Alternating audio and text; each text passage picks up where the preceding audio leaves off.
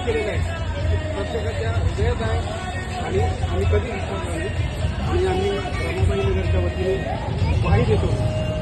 की विचारे साहेबांच्या पाठीमागे आम्ही एक हे कसं मतदान होईल हे आम्ही प्रत्यक्ष मी लक्ष घालणार आहे त्याची काळजी नसते.